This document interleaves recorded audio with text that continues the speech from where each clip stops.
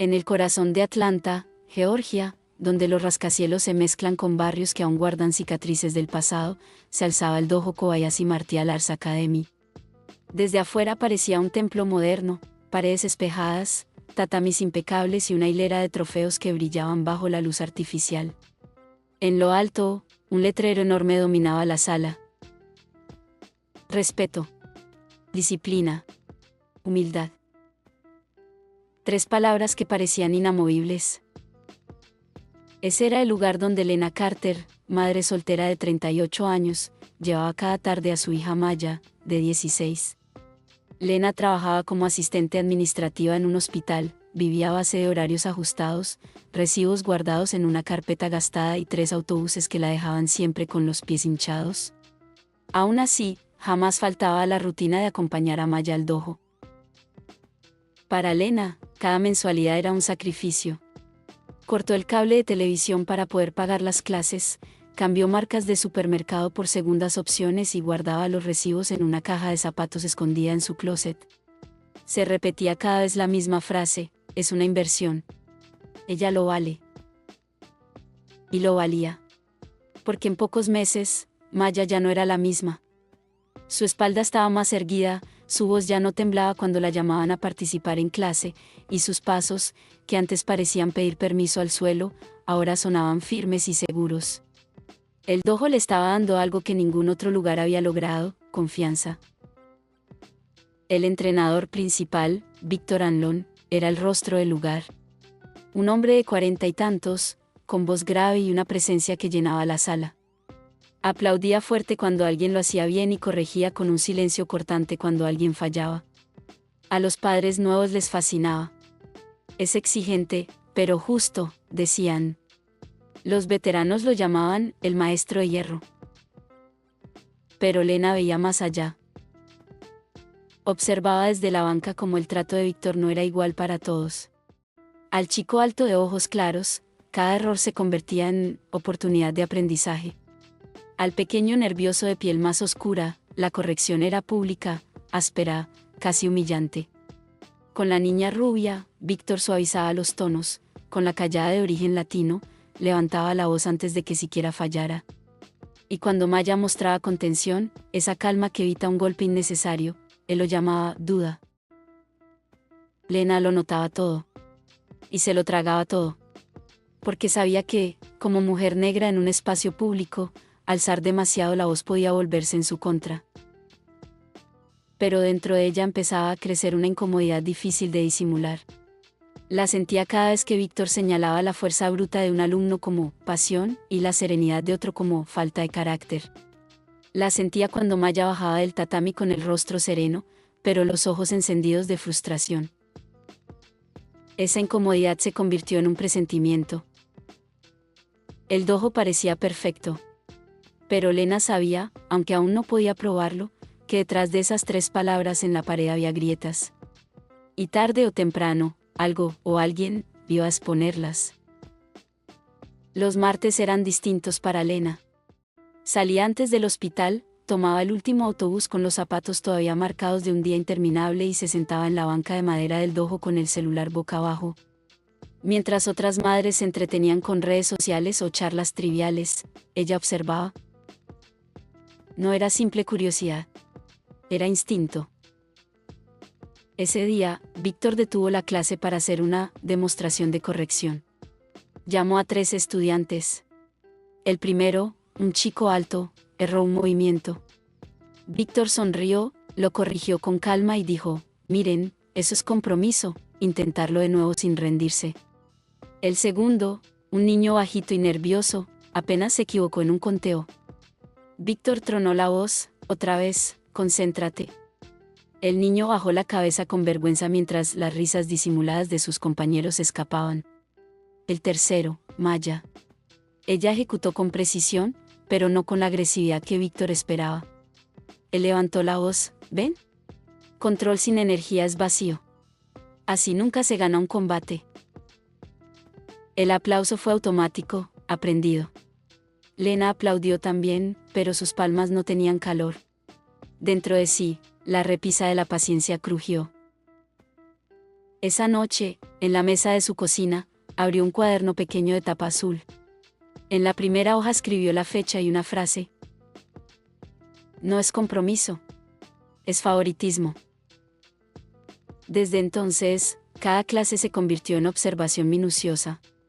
Anotaba quién era corregido, cómo, con qué tono, delante de quién.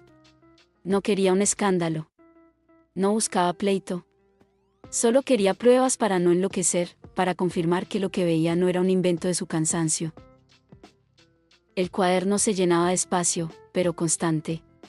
Martes tras martes, viernes tras viernes. El patrón se revelaba como un mapa invisible, los mismos niños, las mismas etiquetas, las mismas risas incómodas. Hasta que llegó el jueves que lo cambió todo. Era noche de sparring controlado. Las parejas rotaban en rondas cortas. Cuando le tocó a Maya enfrentar a Raiyan, un adolescente más grande y agresivo, Lena sintió un nudo en el estómago. El combate debía ser ligero. No lo fue. Raiyan lanzó de más, con golpes pesados. Maya esquivó, bloqueó, mantuvo el control. Pero una patada la derribó al suelo. El tatami se estremeció. Ella se levantó sin drama, ajustó la postura y siguió con precisión. Su control era impecable. La ronda terminó. Lena exhaló aliviada. Hasta que Víctor detuvo todo el dojo. Caminó hasta el centro, señaló a Raiyan y dijo fuerte, eso es compromiso. Así se pelea de verdad.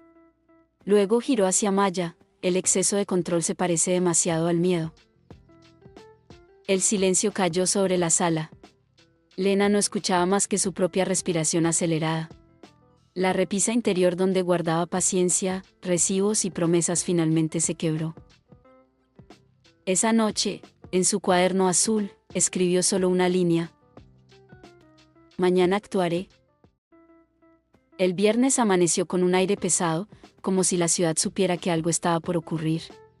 Para Lena, el día fue interminable, papeles acumulados en el hospital, llamadas que no dejaban respiro, pacientes que exigían sonrisas cuando ella solo tenía cansancio. Pero en el fondo, no era el trabajo lo que le oprimía el pecho.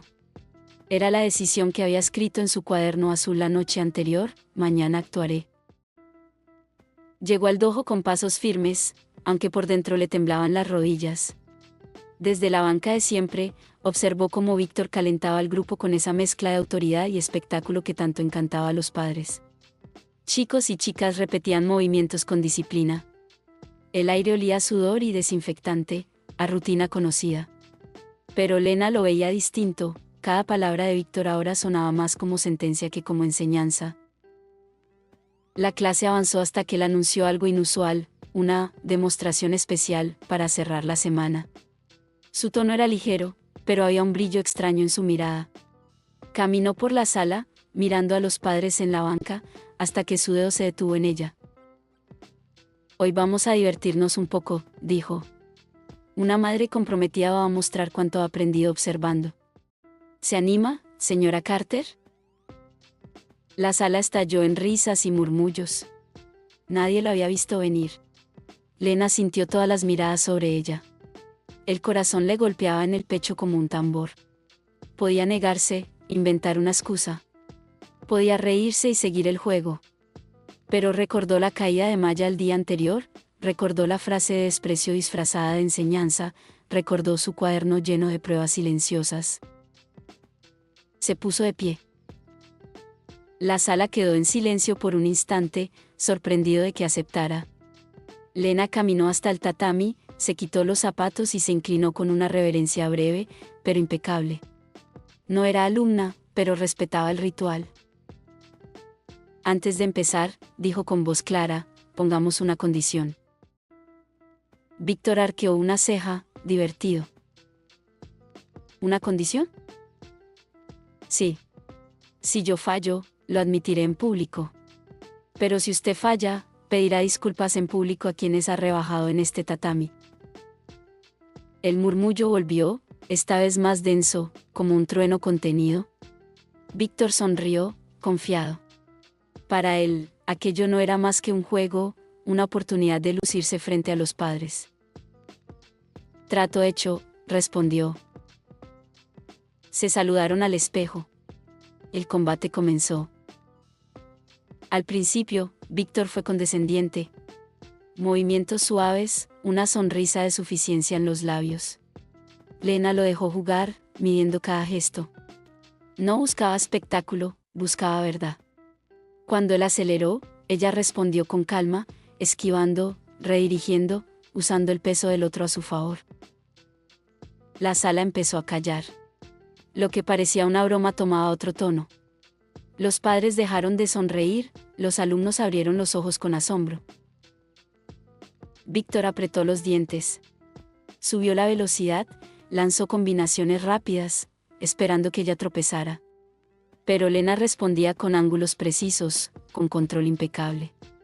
No golpeaba fuerte, pero cada movimiento mostraba que la fuerza contenida era elección, no miedo. El sudor perló la frente de Víctor. La frustración empezó a filtrarse en sus gestos.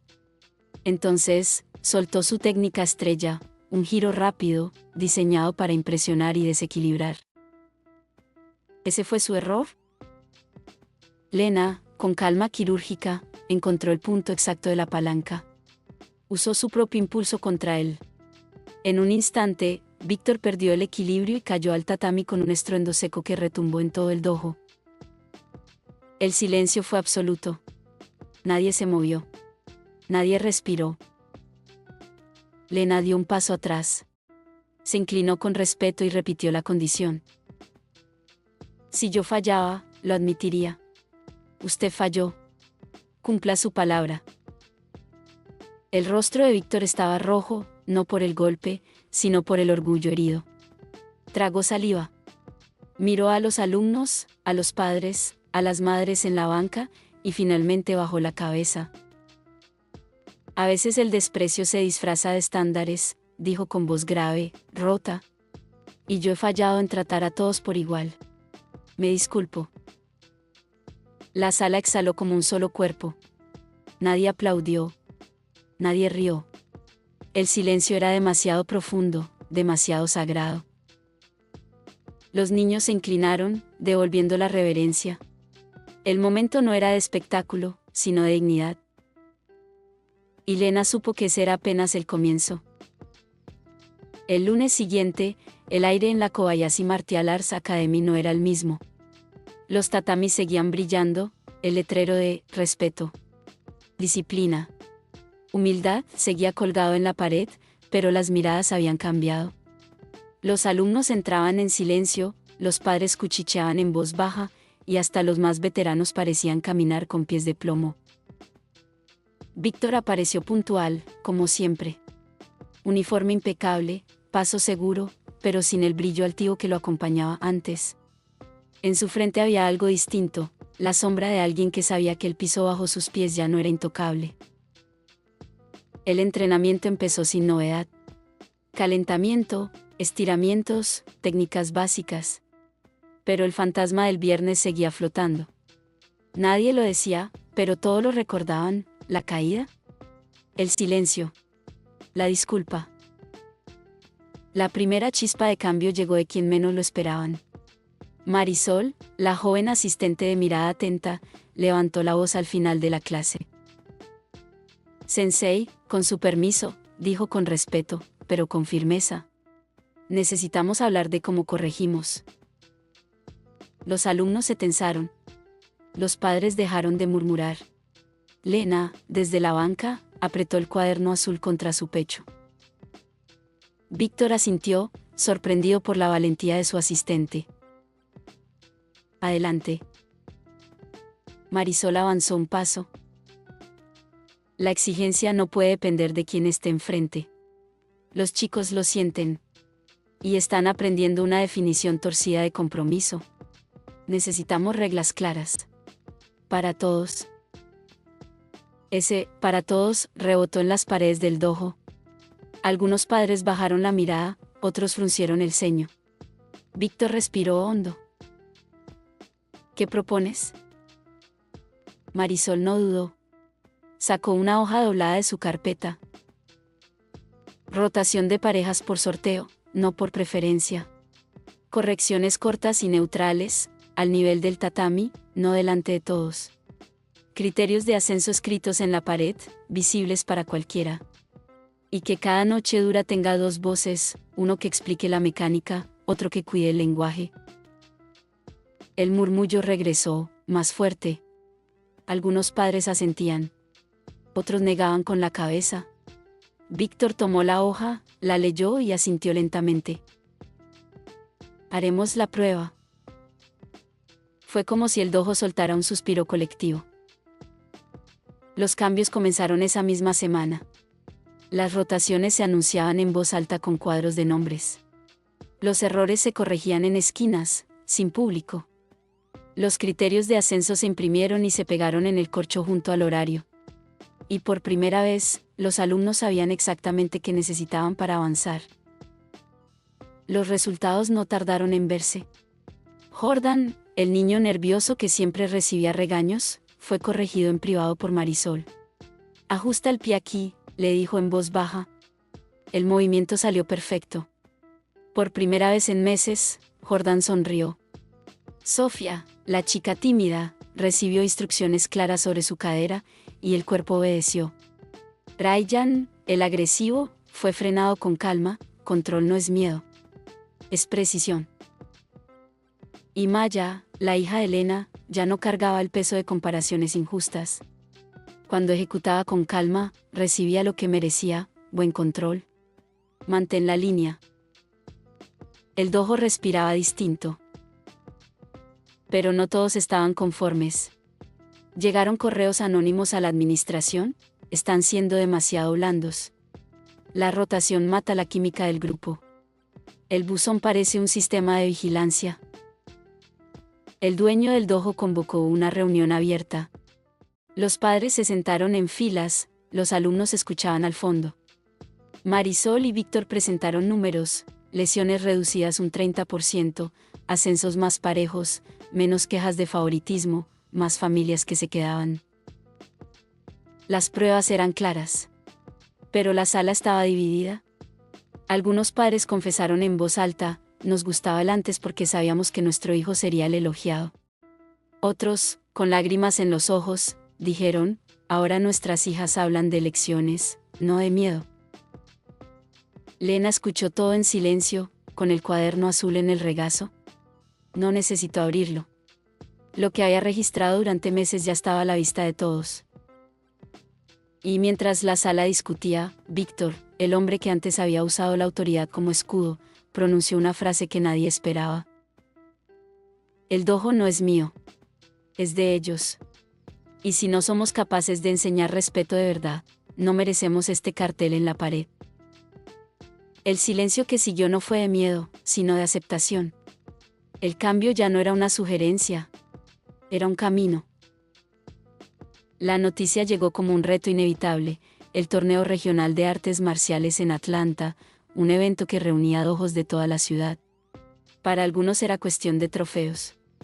Para otros, una vitrina de prestigio. Para la Kobayashi Academy, era algo más, la primera gran prueba de si los cambios que habían sembrado realmente podían sostenerse bajo presión. El gimnasio donde se celebraba el torneo era un hervidero de ruido. Familias con camisetas personalizadas, niños cargando mochilas más grandes que ellos, entrenadores dando órdenes a gritos. El aire olía a alimento, a cinta adhesiva y a nervios. En una esquina, los trofeos brillaban como espejos del ego. Maya ajustaba sus guantes en silencio, el rostro sereno. Lena estaba a su lado, con el cuaderno azul cerrado en el bolso. No necesitaba escribir. Ese día no se trataba de registrar, sino de presenciar. Las formas fueron primero. Maya ejecutó con precisión, movimientos limpios, equilibrio impecable, sin necesidad de gestos ruidosos. La puntuación fue alta, aunque no la más vistosa. Lena sonrió. No importaba el número, importaba la calma de su hija. Luego vino el combate. El tatami se convirtió en escenario de gritos, de banderas agitadas, de jueces distraídos. En la primera ronda, Maya enfrentó a una chica de un dojo conocido por confundir agresividad con valentía. Los golpes llovieron, fuertes, fuera de control. Pero Maya respondió con cabeza fría, desviando, bloqueando, eligiendo cuándo entrar y cuándo no. Ganó por puntos, no por espectáculo. En la semifinal, se topó con un rival aún más agresivo. El combate fue duro, el marcador injusto. El árbitro premió golpes pasados de tono y dejó pasar advertencias. Maya perdió. El silencio de Elena fue un volcán contenido. Pero Maya, en el tatami, se inclinó con un saludo impecable, estrechó la mano de su oponente y salió con la espalda recta. No hubo lágrimas, no hubo quejas. Solo dignidad. De regreso al dojo, el ambiente no era de derrota. Marisol reunió a los alumnos y usó el torneo como lección. Hoy aprendimos algo más grande que ganar un trofeo, dijo. Aprendimos cómo pedir un reinicio con calma, cómo señalar una falta sin armar teatro, cómo demostrar control aunque el marcador no lo reconozca. Eso también es victoria. Víctor habló después, con una voz distinta a la del pasado. El respeto no se mide en medallas. Se mide en cómo sales del tatami. Y hoy, cada uno de ustedes salió con la cabeza en alto. El dojo aplaudió. No con estruendo, sino con un ritmo firme, sentido. Las semanas siguientes confirmaron que el cambio había echado raíces. El buzón anónimo empezó a llenarse no de quejas, sino de observaciones constructivas. Aquí resbalamos, así lo corregimos. Los exámenes de ascenso dejaron de ser un teatro y se convirtieron en un proceso claro, transparente. Los padres ya no gritaban desde la banca, algunos incluso empezaron a leer la guía que Marisol colgó en el corcho, donde pararse. Cómo ayudar a respirar. Que no gritar. Maya, al fin, salió del limbo de talento en duda y obtuvo su ascenso. El cinturón con una nueva raya no llegó con discursos, ni con favoritismos. Llegó con un simple gesto, el nudo bien apretado y la reverencia del dojo. Un sábado, el dueño pidió a Elena que hablara en la reunión familiar. Ella se paró al frente con tarjetas simples y dijo solo esto. La contención no es miedo. Es control. La corrección no es castigo. Es cuidado, si se siente como cuidado. El elogio no es adorno. Es reconocimiento cuando hay mejora real. Y la reverencia no es rutina. Es recordatorio de que persona viene antes que desempeño. El silencio en la sala fue profundo. Luego, un aplauso sincero estalló. Con el tiempo, la Kobayashi Academy dejó de ser solo el dojo de los trofeos brillantes. Se volvió conocido como el dojo donde las palabras del cartel sí se cumplían. Donde los niños aprendían que la fuerza sin humildad es puro ruido, que la disciplina sin respeto es abuso, y que la verdadera victoria es poder mirarse al espejo sin bajar la vista. En casa, Lena guardó el cuaderno azul en su caja de zapatos, encima de recibos y viejos horarios. Ya no lo necesitaba. Porque la memoria más poderosa no estaba en esas páginas, sino en la espalda erguida de su hija, en la calma con la que entraba al tatami y en la dignidad con la que salía de él. El cambio no había llegado con aplausos ni medallas. Llegó con la valentía de enfrentar la burla, de sostener una línea cuando nadie más lo hacía. Y eso, pensó Lena, valía más que cualquier trofeo. Lo que empezó como una broma cruel terminó siendo una lección de respeto que transformó a todo un dojo. Y ahora la pregunta es para ti, ¿cuántas veces hemos confundido fuerza con agresividad, corrección con humillación, disciplina con abuso? Si esta historia te conmovió, compártela con alguien que necesite recordar que la verdadera fuerza no está en dominar, sino en contener, en enseñar y en respetar. Dale like, suscríbete y únete a nuestra comunidad de historias que nos hacen mirar la vida con otros ojos. Gracias por quedarte hasta el final. Nos vemos en la próxima historia.